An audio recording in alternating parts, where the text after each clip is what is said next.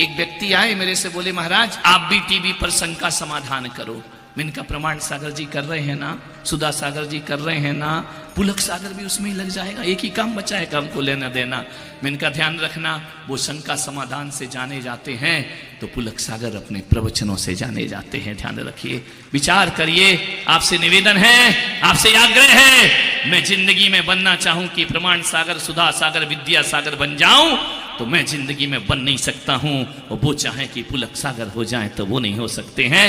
वो अपने में राजी हैं और मैं अपने में राजी हूं। यहां एक दूसरे से प्रतिस्पर्धा की कोई जरूरत नहीं हुआ करती है। ध्यान रखिए, जो अपने में राजी होता है वो सुखी है। जो प्रवचन कर रहा है वो अपने में राजी है। कोई मंदिर बनाते हैं, उनका मंदिर का इंटरेस्ट है, बनाने दो। जो जो कर रहा है उसकी टांग खिंचाई मत करो।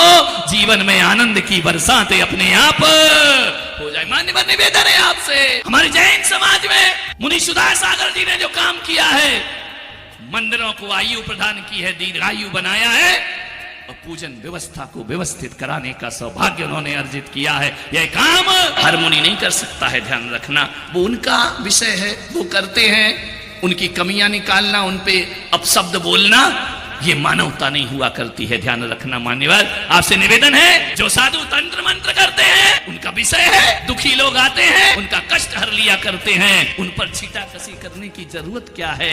जो प्रभाव ना करते हैं वो प्रभावक होते हैं। वो प्रसन्न सागर यदि तपस्या करते हैं, वह तपस्वी संतों में उनका नाम आया करता है। मैं आपसे निवेदन करता हूं कि हमारी समाज को सभी संतों की जरूरत हुआ करती है। जो संत जिस योग्य होता है, हमें उसके कार्य की अनुमोदना करके धर्म की प्रभावना करना, चाहे जीवन सार्थक हो जाए। आते हैं बहुत सारे कान भरने के लिए, आप ऐसा करो, आप वैसा करो। अरे छोड़ना भाई, कोई पत्थर को मंदिर बनाता है, मैं लोगों को घरों को मंदिर बनाने का प्रयास करता हूँ। यदि कोई तुलसी जैसे आचार्य अणुव्रत महोत्सव मनाया करते हैं, अणुव्रत की जोत जलाई आचार्य महाप्रज्ञ ने, हजारों को सही रास्ते पर लाने का उन्होंने काम किया है। मान्यवर, इनके अवतारों को कौन भुला सकता है। समाज को कहां से कहां इन संतों ने पहुंचाया है। आचार्य शांति सागर महाराज श्रमण संस्कृति का उद्धार किया करते हैं। मान्यवर, विमल सागर वात्सल्य का झरना बहाया करते हैं। इन सबके उपकारों से हमारा जिन शासन 21वीं सदी में आकाश की ऊंचाइयों को प्राप्त कर रहा है। ध्यान रखना।